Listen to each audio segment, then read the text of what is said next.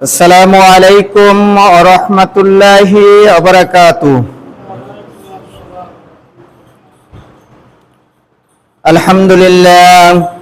আলহামদুলিল্লাহ নাহমাদুহু ওয়া নাস্তাঈনুহু ওয়া নাস্তাগফিরুহু ওয়া নু'মিনু বিহি ওয়া নাতাওয়াক্কালু আলাইহি ওয়া নাউযু বিল্লাহি মিন শুরুরি আনফুসিনা ومن سيئات أعمالنا من يهده الله فلا مضل له ومن يضلل فلا هادي له ونشهد أن لا إله إلا الله وأشهد أن محمدا عبده ورسوله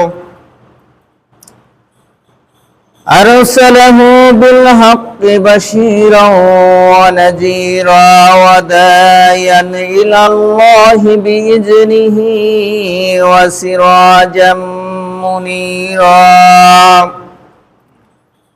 أما بعد فإن خير الحديث كتاب الله وخير الهدي هدي محمد صلى الله عليه وسلم وشر الأمور محدثاتها وكل محدثة بدعة وكل بدعة ضلالة وكل ضلالة في النار.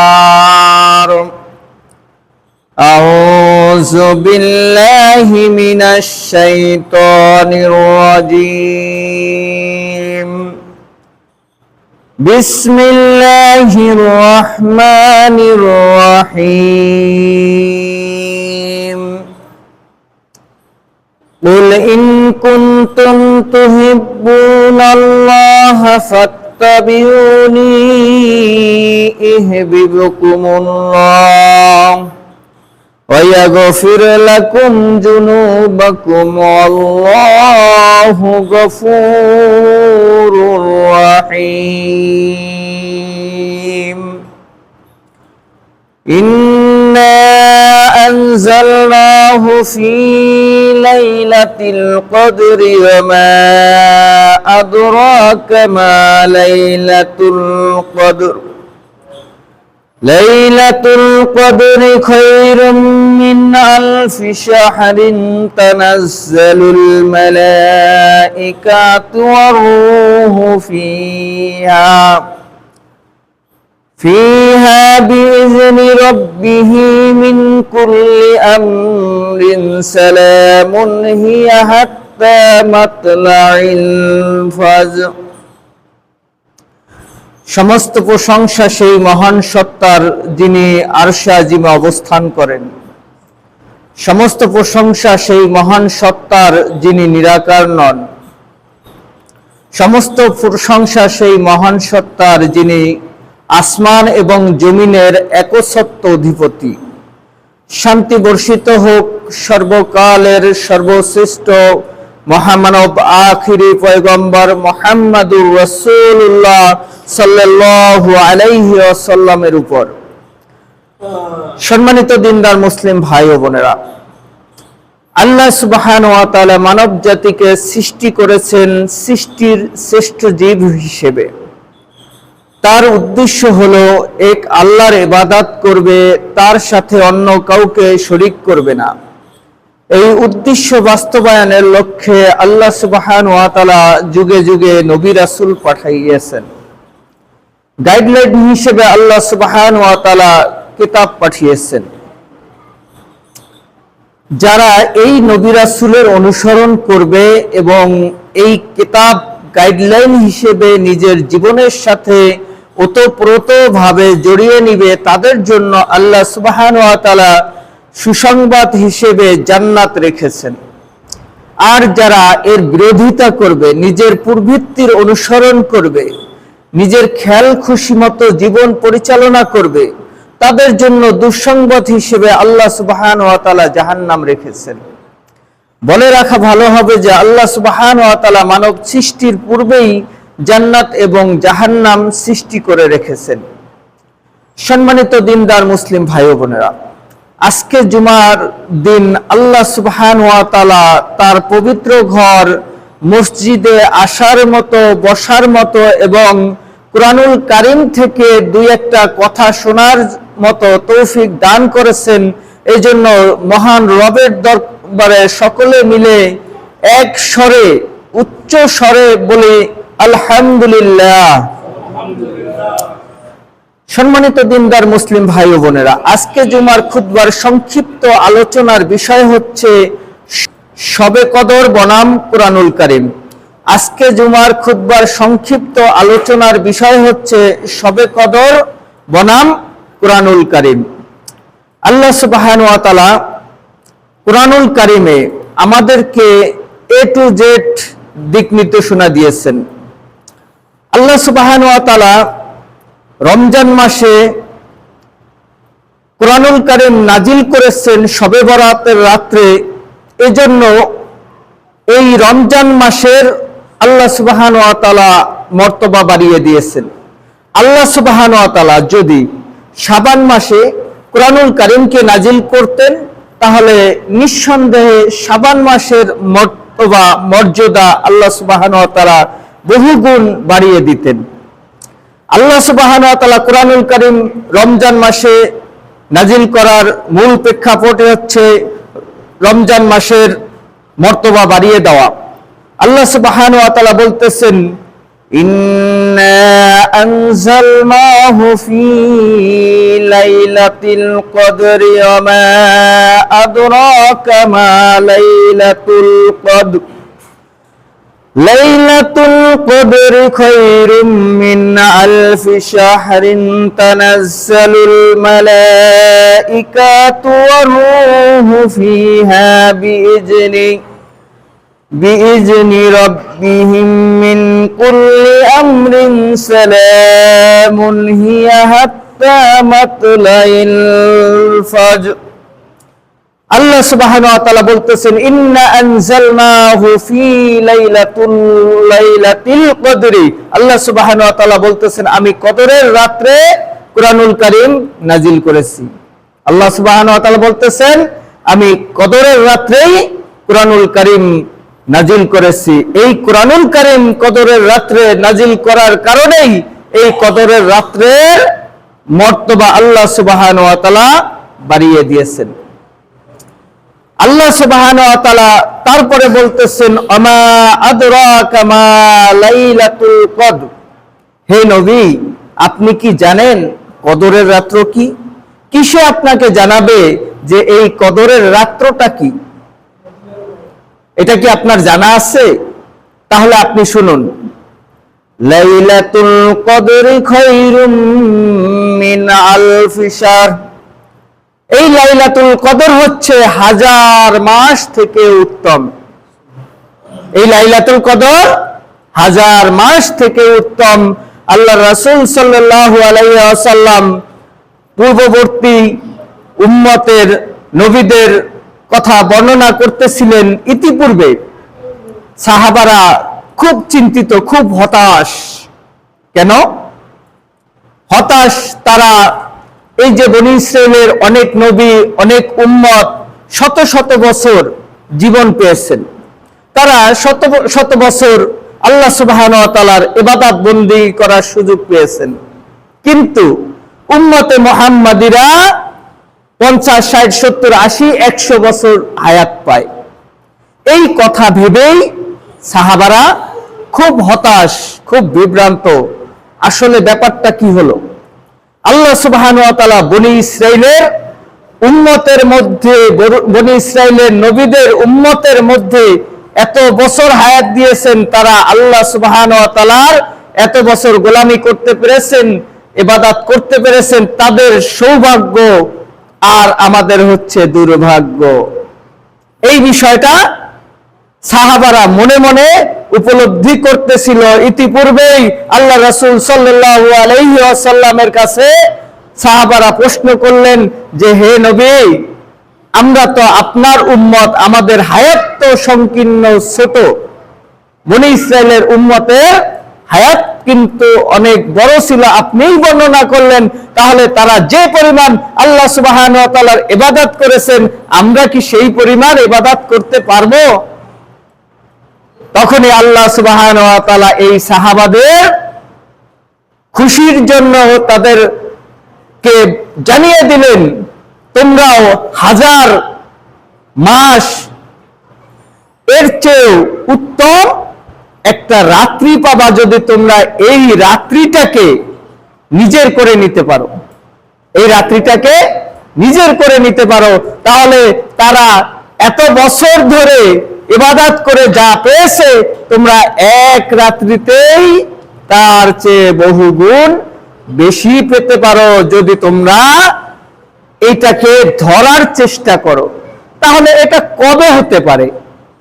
তাহলে এটা রমজান মাসে, এই লাইলাতুল কদরটা রমজান মাসে, রমজান মাসের শেষ দশকে আম্মা জান আয়েশা রাদিয়াল্লাহু তাআলা আনহা থেকে হাদিসটি বর্ণনা, রাসূল সাল্লাল্লাহু আলাইহি সাল্লাম সাহাবাদেরকে নির্দেশ করলেন, তোমরা রমজানের শেষ দশকে এই লাইলাতুল কদর খুঁজবা বেজর রাতে, বেজরের রজনীতে।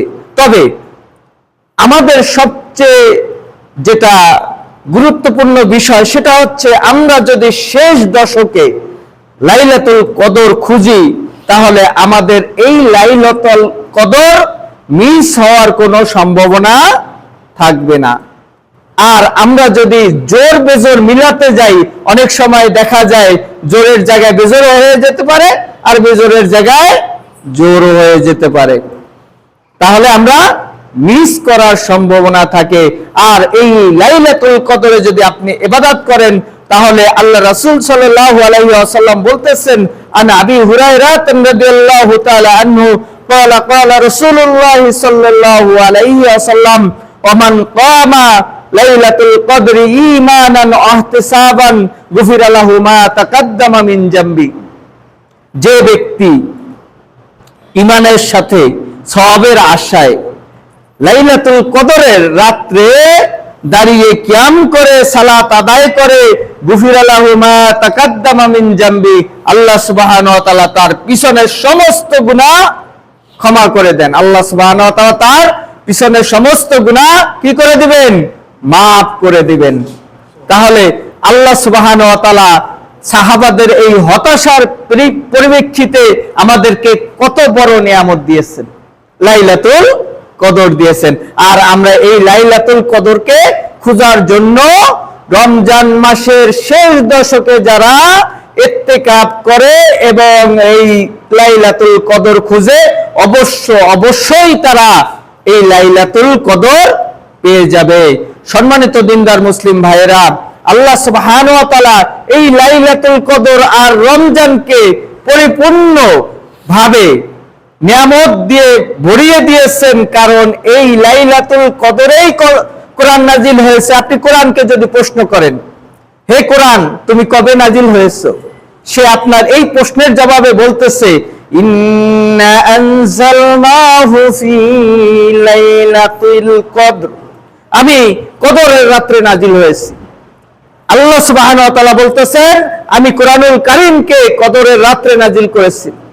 এখন আপনি যদি আবার কোরআনকে প্রশ্ন করেন যে হে কোরআন তুমি কোন মাসে নাজিল হয়েছো, তাহলে কোরআন আপনাকে উত্তর দিচ্ছে, আপনাকে বলতেছে, শাহরু রমাদান আল্লাযী উনজিলা ফীহিল কুরআন। আল্লাহ সুবহানাহু ওয়া তাআলা বলতেছেন, রমজান মাস, এই মাসেই কোরআনুল কারীম কি করেছি? নাজিল করেছি। যার কারণে এই মাসের এত মর্যাদা, এই মাসের এত তাৎপর্য। হুদাল লিন্নাস, এটা হচ্ছে মানুষের হিদায়াত স্বরূপ, মানুষের জন্য হিদায়াত স্বরূপ। বাইয়িনাতিম মিনাল হুদা, এটা হচ্ছে হিদায়াতের সুস্পষ্ট নিদর্শন। এটা যদি কেউ নিজের জীবনের সাথে ওতপ্রোতভাবে জড়িয়ে নেয়, নিজের চারিত্রিক বৈশিষ্ট্যে, পারিবারিক জীবনে, সবখানে সে কোরআনকেই প্রাধান্য দেয়, তাহলে সে হেদায়েত হয়ে যাবে। আর যদি এই কোরআনকে প্রাধান্য না দেয়, তাহলে তার হেদায়েত হওয়ার সম্ভাবনা নাই।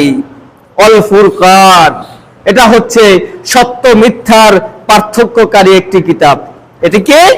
সত্য মিথ্যার পার্থক্যকারী কিতাব। আপনি যদি কোরআনুল কারীম না পড়েন, কোরআনুল কারীম না ধরেন, তাহলে আপনি কিভাবে সত্য মিথ্যাকে আপনি পার্থক্য করবেন? আপনি তো মিথ্যাকে বলবেন সত্য আর সত্যকে বলবেন মিথ্যা। আপনি সমাজে একটা বিশৃঙ্খলা সৃষ্টি করবেন, পরিবারে একটা বিশৃঙ্খলা সৃষ্টি করবেন, আপনি দেশে একটা বিশৃঙ্খলা সৃষ্টি করবেন। আর সর্বত্র সারা পৃথিবীতে বিশৃঙ্খলার মূল কারণই হচ্ছে মানুষ কোরআন থেকে প্রেসক্রিপশন না নেওয়ার কারণে। আপনি ব্যক্তিগত জীবনে দেখেন, সামাজিক জীবনে দেখেন, পারিবারিক জীবনে দেখেন, রাষ্ট্রীয় জীবনে দেখেন, কোন জীবনে আপনি সুশৃঙ্খল কিছু পাবেন না, সবই বিশৃঙ্খলা দিয়া ভরপুর। আপনি এই কোরআনুল কারীমকে যদি প্রশ্ন করেন, হে কোরআন, তোমার মধ্যে কি কোনো ভুল ত্রুটি আছে? কোরআন আপনার এই কথার জবাবে কি বলছে? যালিকাল কিতাবু লা রাইবা ফি। এটি এই কিতাব, এই গ্রন্থ আল কোরআন, যার মধ্যে বিন্দু মাত্র সন্দেহ নাই। আছে নাকি? বিন্দু মাত্র সন্দেহ নাই। যদি কেউ বিন্দু মাত্র সন্দেহ পোষণ করে, তার ঈমান থাকবে না, সে মুশরিক হয়ে যাবে। হুদাল লিল মুত্তাকিন, আর এটা হচ্ছে মুত্তাকিদের জন্য হিদায়াত স্বরূপ। এটা মুত্তাকিদের জন্য হিদায়াত। আল্লাহ সুবহানাহু ওয়া তাআলা এর আগে কিন্তু বলছেন হুদাল লিন-নাস, সমগ্র পৃথিবীর যত মানুষ আছে সবার জন্যই কি? হিদায়াত। সবার জন্য কি? হিদায়াত। আবার আল্লাহ সুবহানাহু ওয়া তাআলা বলছেন হুদাল লিল মুত্তাকিন, এটা শুধুমাত্র মুত্তাকিদের জন্যই হিদায়াত। আসলে কোনটা আপনি গ্রহণ করবেন? দুটোটাই গ্রহণ করতে হবে। কারণ আল্লাহ সুবহানাহু ওয়া তাআলা বলছেন হুদাল লিন-নাস, যখন মানুষ মুসলিম হবে, আল্লাহ সুবহানাহু ওয়া তাআলা হুকুম আহকাম মেনে চলার জন্য এই কোরআনকে গাইডলাইন হিসেবে ব্যবহার করবে, তখন সে হচ্ছে হুদাল লিল মুত্তাকিন, এর আগে হুদাল লিন-নাস। ঠিক কিনা? এই দুইটা বিষয় আল্লাহ সুবহানাহু ওয়া তাআলা স্পষ্ট করে দিয়েছেন। আর এই কিতাবকে যদি আপনি সন্দেহ পোষণ করেন, আপনি তাহলে কি একটি সূরা এই কিতাবের মতো বানানো যাবে? এটা আপনাকে প্রশ্ন করতেছে। আর আপনি যদি কোরআনকে প্রশ্ন করেন, হে কোরআন, তোমার মধ্যে যত সূরা আছে তার মধ্য থেকে কি আমি ছোট্ট একটা সূরাও কি বানাতে পারবো? কোরআন আপনার এই প্রশ্নের উত্তর দিচ্ছে, وَإِن كُنتُمْ فِي رَيْبٍ مِّمَّا نَزَّلْنَا عَلَى عَبْدِنَا فَأْتُوا بِسُورَةٍ مِّن مِّثْلِهِ وَادْعُوا شُهَدَاءَكُم مِّن دُونِ اللَّهِ إِن كُنتُمْ صَادِقِينَ। কোরআন বলছে ওয়াইন কুনতুম ফি রাইবিম মিম্মা নাযালনা আলা আবদিনা, আমি আমার বান্দার উপর যে কিতাব নাজিল করেছি, যে কিতাব প্রেরণ করেছি, তাতে যদি তোমাদের বিন্দু মাত্র কোনো প্রকার ডাউট থাকে, সন্দেহ থাকে, তাহলে ফাতু বিসূরাতিন মিন মিসলিহি, তাহলে তুমি ওই কোরআনুল কারীম থেকে ছোট্ট একটা সূরা, বেশি বড় লাগবে না, ছোট্ট একটা সূরা তুমি কি করে দেখো? বানিয়ে দেখো, বানিয়ে দেখাও। ইন কুনতুম সাদিকিন, যদি তুমি সত্যবাদী হও। ওয়াদউ শুহাদাকুম মিন দুনিল্লাহ, তোমার যত প্রকার সাহায্যকারী আছে, বন্ধু বান্ধব, তোমার লাইনের যে লোকজন যারা অস্বীকার করে, তাদেরকে তুমি ডেকে নাও। ডেকে নিয়ে কি করো? আল্লাহর সাহায্য ব্যতীত তাদেরকে নিয়েই একটা মাত্র আয়াত তৈরি করে দেখাও। সম্মানিত দিনদার মুসলিম ভাইরা, এটা কখনো কোনোভাবেই সম্ভব না, কেউ পারবে না, আর কখনো কোনোদিন পারেও নাই। সম্মানিত দিনদার মুসলিম ভাইরা, কোরআনকে আপনি যদি জিজ্ঞেস করেন, হে কোরআন, তুমি কি সহজ না কঠিন? তুমি কি সহজ না কঠিন? তাহলে আপনার এই কথার জবাবে কোরআন বলতেছেন, সূরা কামার আয়াত নাম্বার 17, ওয়ালাকাদ ইয়াসসারনাল কুরআনা লিযিকরি ফাহাল মিন মুযাক্কির।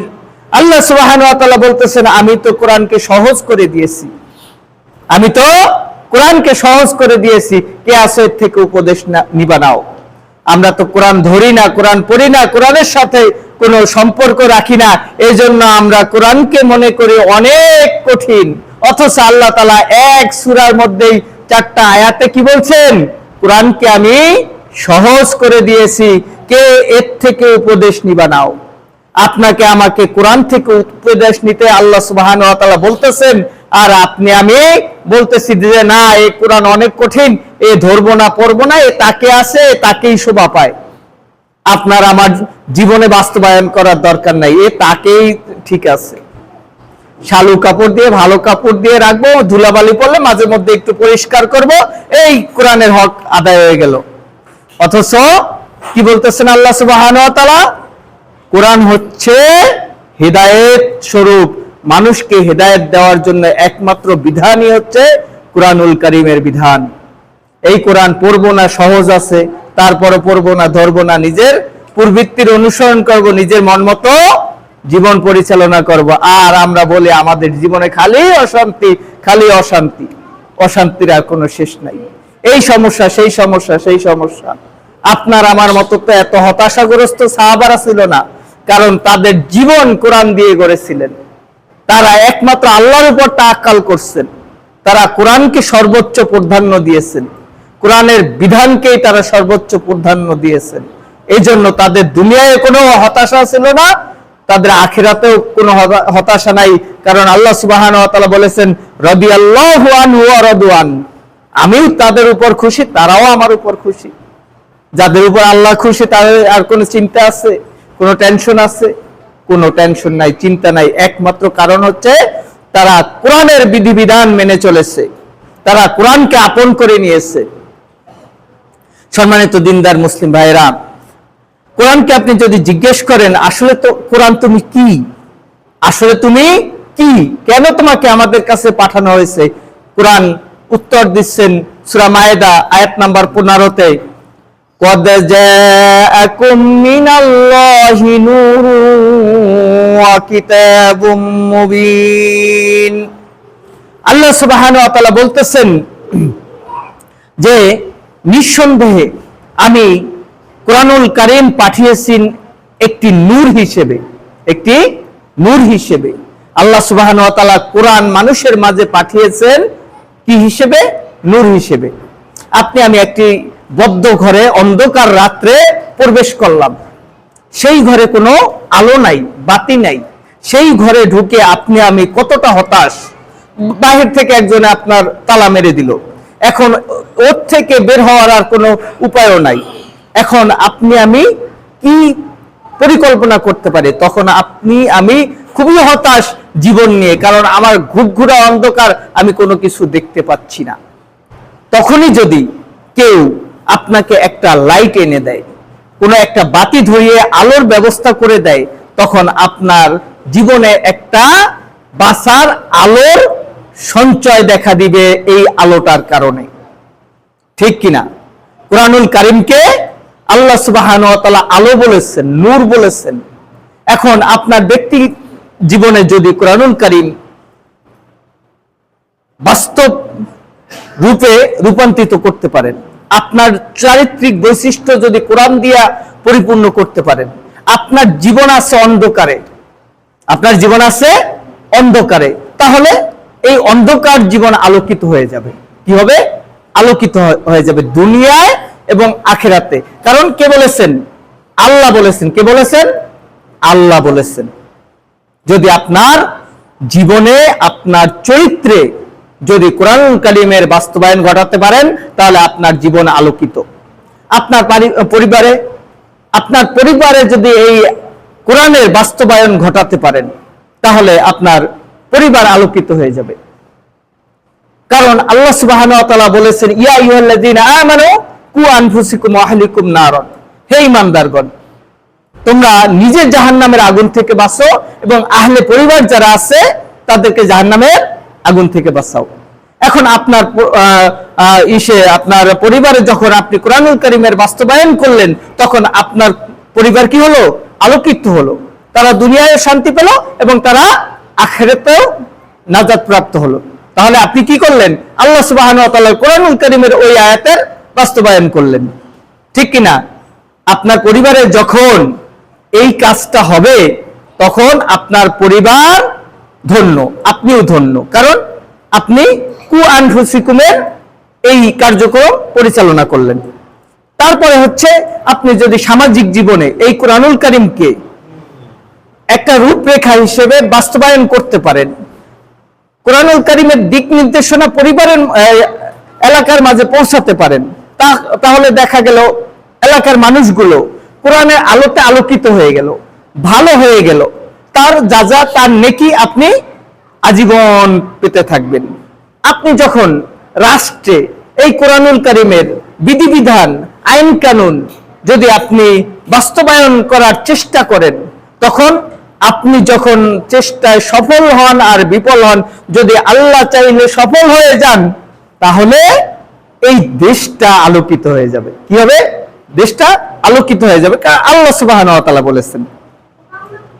এখন আসুন, আপনি যদি এই কোরআনুল কারীমকে জিজ্ঞাসা করেন, তুমি যে এত শক্তিশালী, এত পাওয়ারফুল, আল্লাহ সুবহানাহু ওয়া তাআলার সবচেয়ে শক্তিশালী মুজিজা, তাহলে তোমাকে কি কেউ ধ্বংস করতে পারবে? যারা তোমাকে মানে না তারা তো তোমাকে ধ্বংস করতে চাবে। এজন্য আল্লাহ সুবহানাহু ওয়া তাআলা এর জবাব দিয়ে দিলেন।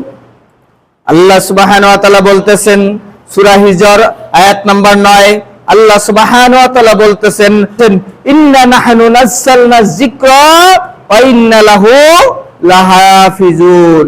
আল্লাহ সুবহানাহু ওয়া তাআলা বলতেছেন, আমি কোরআনুল কারীম নাজিল করেছি এবং আমি এর সংরক্ষণকারী। কেউ চাইলেই এই কোরআনুল কারীমকে বিকৃত করতে পারবে না, ধ্বংস করতে পারবে না, পুড়িয়ে ফেলতে পারবে না, এটা সমুদ্রে নিক্ষিপ্ত করে এটার আলো নিভিয়ে দিতে পারবে না। এটা আল্লাহ সুবহানাহু ওয়া তাআলা এর আলো কি করবেন? ধপধপ করে জ্বালিয়ে রাখবেন, এটা কেউ এর আলো নিভাতে পারবে না। সম্মানিত দিনদার মুসলিম ভাইয়েরা, আমাদের সময় কম, ফিতরা ব্যাপারে কিছু গুরুত্বপূর্ণ আলোচনা করা দরকার। আমাদের সমাজে এই ফিতরার বিষয়টা মানে খুব বিভ্রান্তির মধ্যে রয়েছে। আজকে আমাদের সমাজে বলতেছে যে না ভাই, হিসাব করে টাকা দিয়ে ফিতরা দিয়ে দিলে হক আদায় হয়ে যাবে। আবার কেউ বলতেছে না, এটা রাসূল সাল্লাল্লাহু আলাইহি ওয়াসাল্লাম যেভাবে দিচ্ছেন ওইভাবে দিতে হবে। আবার কেউ বলতেছেন যা না, আমাদের যে ইসলামী ফাউন্ডেশন আছে তারা যেভাবে বলেছেন ওইভাবে ফিতরা দিয়ে দিলেই হবে। আসলে কোনটা? এই বিষয় একটু আলোচনা করে আপনারা একটু খেয়াল করে শুনেন। প্রথম কথা হচ্ছে, ফিতরা কার উপর ওয়াজিব? ফিতরা কার উপর ওয়াজিব? এই কথার উপর চারটা মত। এক নাম্বার মত হচ্ছে হানাফি মতের, আপনার নিয়ে একটু বলি। সেটা হচ্ছে হানাফি বলতেছে যে কোন ব্যক্তির যদি যাকাত দিতে যে পরিমাণ সম্পদ লাগে, অর্থাৎ আপনার নিসাব পরিমাণ হয় 7.5 ভরি নাইলে 52 তোলা, এই পরিমাণ যদি সম্পদ কারো 1 বছর অবশিষ্ট থাকে, তার জন্য যাকাত ফরজ। কিন্তু যদি কোনো ব্যক্তির চাঁদ দেখা থেকে ঈদের জামাত পর্যন্ত এই যাকাত দেওয়ার পরিমাণ সম্পদ তার গচ্ছিত থাকে, তাহলে তার জন্য ফিতরা ওয়াজিব। তার জন্য কি? ফিতরা ওয়াজিব। এটা কার মত বললাম? এটা হানাফিদের মত। এটা কাদের মত? এটা হানাফিদের মত। আরেক দল বলতেছেন না, এটা ঠিক না। তাহলে কোনটা ঠিক?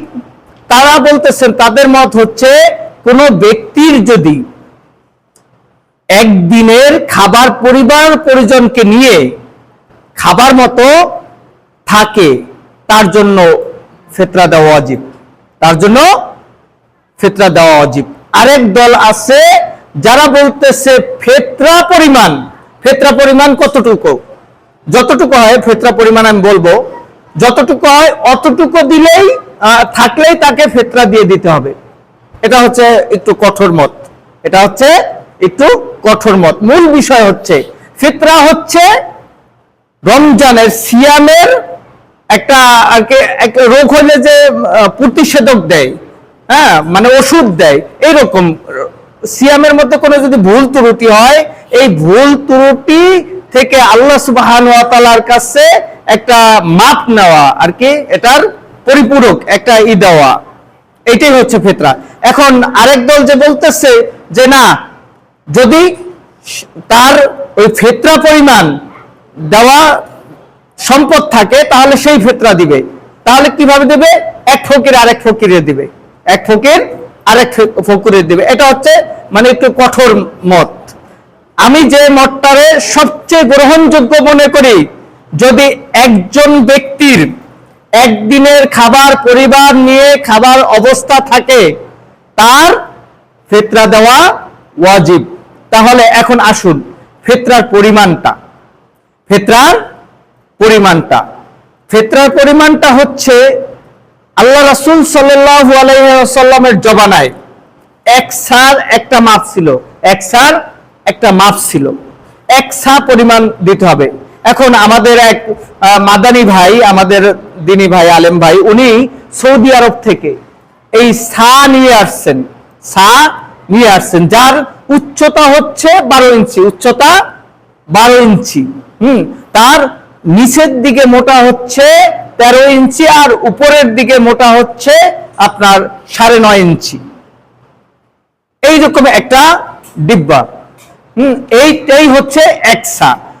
এখন উনি মেপে দেখেছেন আমাদের সম্মুখেই যে 3 কেজি 200 গ্রাম চাল, 3 কেজি 200 গ্রাম চাল ধরছে, আর খেজুর ধরছে হচ্ছে আপনার 2 কেজি 250 গ্রাম, মানে 2.25 কেজি, আর আটা ধরছে আপনার 2.5 কেজি।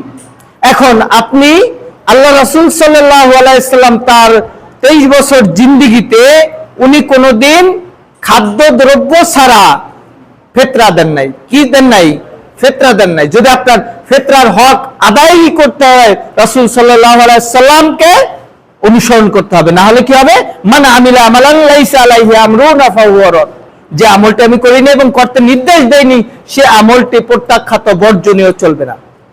রাসূল যেভাবে দিয়েছেন ওইভাবে দেন, রাসূল যা করেছেন ওইভাবে করেন।